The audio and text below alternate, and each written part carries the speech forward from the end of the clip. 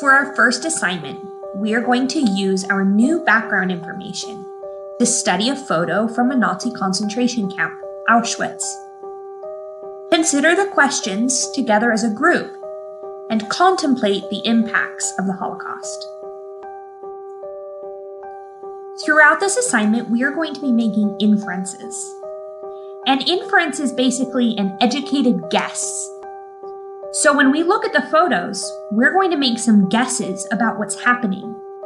But those guesses are going to be based on evidence and facts, things we can actually see in the photo. Let's do an example together. This is the photo that we will be studying for our example. I'm just going to give you a couple seconds to look at the photo.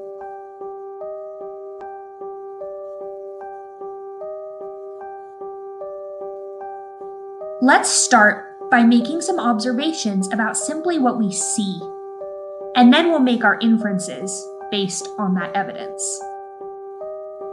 The first few questions ask us to look at the people in the photo. In this photo, I count 25 men. They're not very old, but they're also not children. So in this photo, we're looking at 25 middle-aged men. Now let's make some observations about the setting of the photo. These men are inside. It also looks like they're laying down in what looks like cubbies. I can also count 3 to 5 men in each cubby. I'm going to make an educated guess based on that evidence and say that these might be bunk beds. Now let's think about the relationships between the people in the photo. They're all men who look about the same age. There are also lots of them, 25 of them. Some of them could be family, like brothers or cousins. Some of them could be friends who met and knew each other from before the Holocaust.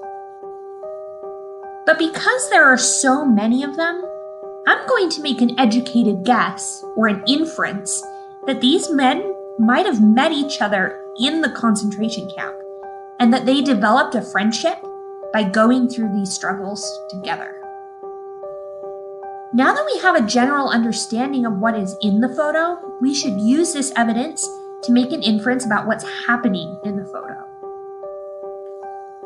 I'm going to make an inference that these men might be getting ready for bed.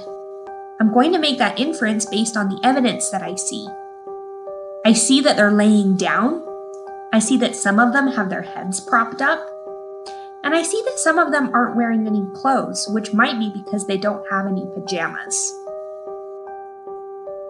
We also made the inferences earlier that they're inside, that these are probably bunk beds.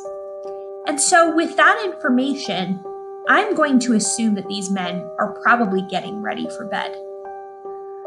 Now I'm going to walk through my thinking about why this matters and what I'm learning. The men are going to bed, but they don't have good conditions to go to bed. They don't have any pajamas, so some of them go to bed without clothes on.